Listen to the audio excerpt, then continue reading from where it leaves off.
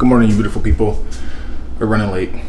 It's 7:24 and we have a recovery run on the books. We're gonna do 4-mile recovery run, maybe even 5 depending on how we feel.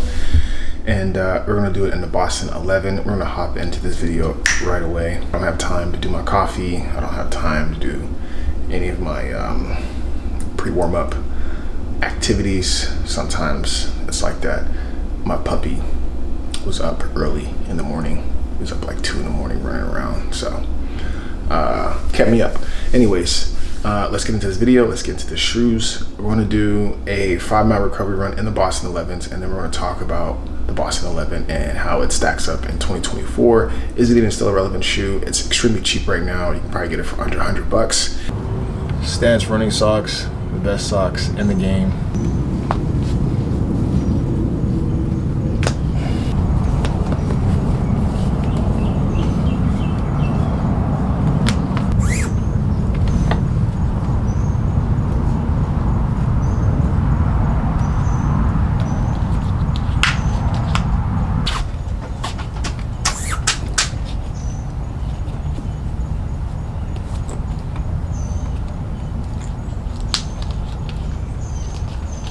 Let's get this 4 or 5 miles done. Let's get back and review these sneakers. I'll see y'all.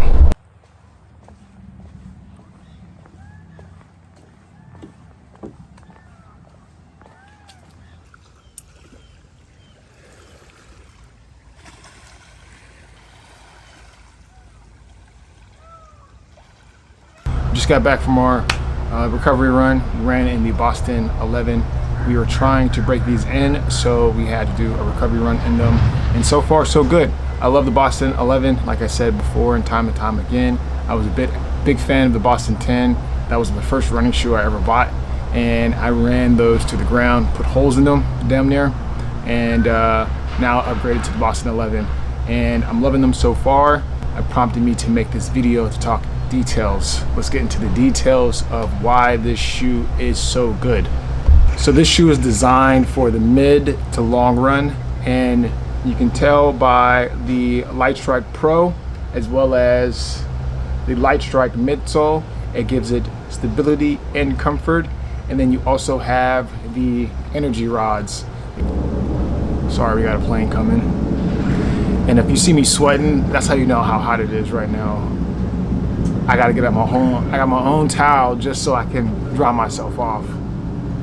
But it was a hot one today, and I'm reading a book, Advanced Marathon by, I keep saying Fitzger, but it's not Fitzger, it's by Fitzinger. And he was talking about hydration, which I really enjoyed reading about.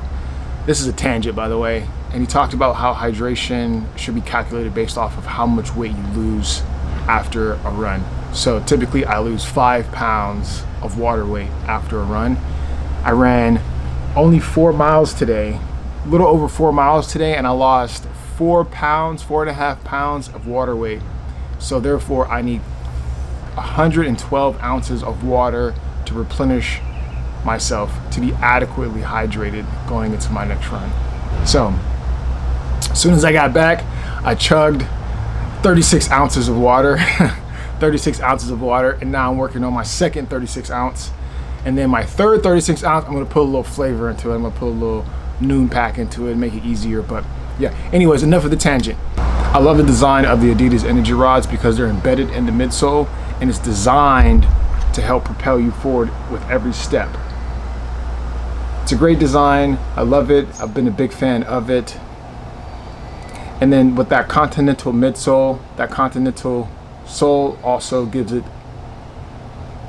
nothing but grip. Honestly, one of my favorite shoes. I keep saying that, and I'm sorry if I sound like a broken record, but it is an amazing shoe all around. A lot of people say that it is stiff, and I do agree that it is stiff, but once you break it in, I put about 50 miles on this already. Once you break it in, it does get better. I ran yesterday in the Adios Prime X, not the Adios, the Adizero Prime X, the first version, and that is a very heavy shoe, a very clunky shoe, but it's a tank. And whenever I'm feeling tired, I just lean forward and that shoe just takes me home. And with the Boston 11, it's a lightweight shoe, It's a great shoe, in my perspective, for a recovery run. With the lightweight, it aims to balance responsiveness and cushioning, giving you a very smooth ride. About the energy rods, because I feel like there's not a lot of discussion of how good these energy rods are and some of these Adidas shoes. Now, I am an Adidas fanboy because when I got into running, these are the shoes that I gravitated toward. So I had the Takumi Sen 9, and I had the Boston 11. Now I had the Boston 10. Now I have the Boston 11. I had the Adidas Pro 2s, and then I had the Prime X version 1. So, and they've all had energy rods in them, and I feel like it's a great technology that Adidas has adopted and put into their shoe, and it deserves a deeper dive and a larger conversation. So let's get into it. Unlike some racing shoes that use carbon fiber plates, the Boston 11 actually utilizes a nylon energy rods. The nylon offers a good balance between responsiveness and durability, making the shoe suitable for both tempo runs and long training miles, which is why this shoe is so versatile. The function of the rods are like levers, providing stiffness in the forefront. The rods act like levers, providing stiffness in the forefront during push-offs. So you push off and it gets stiff in the forefront. This stiffness aims to reduce energy loss and propels you forward with more efficient strides. So propel you forward with more efficient strides with those energy rods, giving this shoe a great training component to it. Now, compared to the carbon fiber plate, nylon rods offer a slightly more forgiving feel. They might not deliver the same explosive responsiveness, but they can be more comfortable for long runs, especially for runners who aren't necessarily looking to shave off every possible second.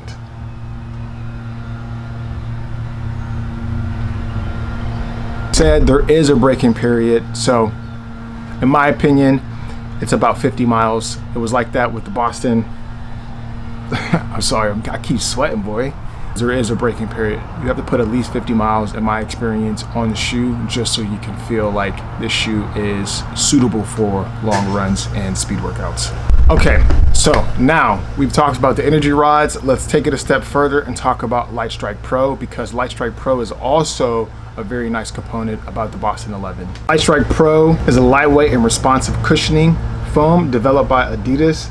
It is designed to deliver a balance between responsiveness and impact absorption for a comfortable yet energetic ride. And so with the Boston 11, there's two layers. As I mentioned before, there's that Lightstrike Pro layer, and then you also have that Lightstrike layer as well. So the Lightstrike layer, which is the bottom layer, that is designed to provide a good balance between responsiveness, the firm lower Lightstrike, and then you also have impact absorption from the Lightstrike Pro.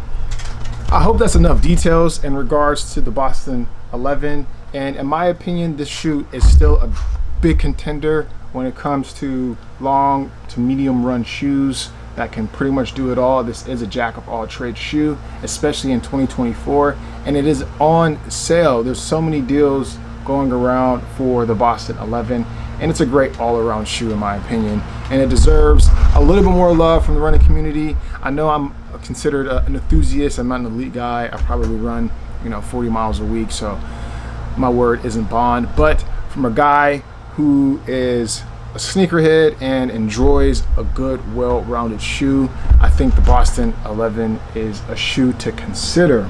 Okay, I'm probably going to put 300 miles on these and then upgrade to the 12s. I'm going to continue to do so. I do have the Saucony Pro 3s coming in. I can't wait to review those for you all as well. And then I am looking for a long run shoe also for recovery runs and long runs, and I want it to be a non-carbon plated shoe. I'm looking at Asics as well as the Asics Gel Nimbus 26 or the Super Blast, or I'm looking at the Hoka Mach 6. Those look good. I tried those on and they feel phenomenal. So the Hoka Mach 6 might be coming home soon. But the Speed 4s also look good too. I mean, the Saucony Speed 4s, I know it has a nylon plate, but I might have to try those out, man. Pockets might have a hole in them after this, man. But anyways, if you guys have any shoes that you want me to review, or if you have anything that you want me to talk about, let me know. I'll see you guys in the next one. Be easy. Good day.